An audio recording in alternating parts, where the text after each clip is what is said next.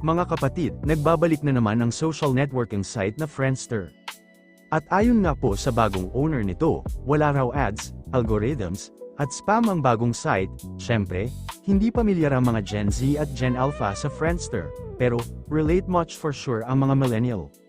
Ang layo-layo na natin sa panahong naghihintayan pa ng sulat, noong araw, snail mail, telegrama, o tawag sa landline na kailangan mo pang sumigaw ng, pakibaba po yung phone.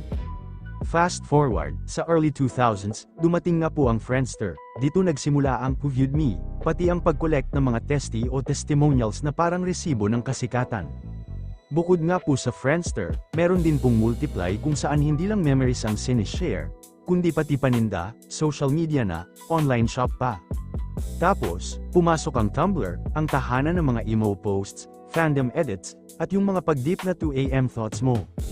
Hanggang sa dumating na nga ang era ng likes, shares, at algorithms, at ngayon, pinaghaharian ng TikTok kung saan ang isang video pwedeng magbago ng buhay o ng career in just seconds. Sa huli, mapa-Friendster man yan o TikTok, ang tanong po natin, gaano kitoto ang koneksyon? Dahil kahit gaano kabilis ang internet, iba pa rin yung mga usapan na walang screen, walang filter, at walang scene, iba pa rin yung harapang tawanan, kwentuhan, at tunay na presensya na hindi kayang i-like o i-share. Dahil ang pakikipagkapwa-tao, gaya ng kayamanan, ay isang kayamanan. Tuluyan na ngang naglabas ng 20 araw na freeze order ang Court of Appeals sa isang mataas na halaga ng ari-arian sa Forbes Park at 35 bank accounts na umano'y may kaugnayan kay dating House Speaker Ferdinand Martin Romualdez at negosyanteng si Jose Rolito Onoy Paras. Ang hakbang ay bahagi ng lumalawak na investigasyon sa umano'y katiwalian kaugnay ng paggastos sa mga proyekto ng infrastruktura.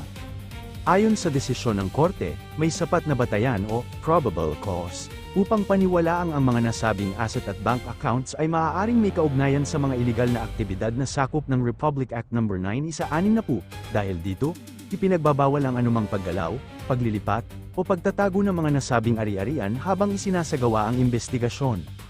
Kabilang sa mga saklaw ng freeze order ang mahigit 3,000 square meter na mansyon sa Forbes Park na iniulat na nagkakahalaga ng humigit kumulang $30 million, gayon din ang 35 financial accounts sa iba't ibang bangko na iniugnay kay Romualdez at sa kanyang pamilya.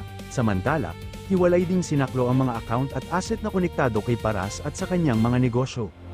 Inaasahang magsasagawa ang Court of Appeals ng summary hearing sa loob ng 20 araw upang pagtibayin kung mananatili, babaguhin, o tatanggalin ng freeze order. Patuloy naman ang investigasyon ng mga awtoridad kaugnay ng umano'y anomalya sa mga proyekto ng gobyerno na siyang ugat ng kaso. Para sa latest updates at iba pang kwentong dapat abangan, mag-follow at mag-subscribe na sa mga social media pages.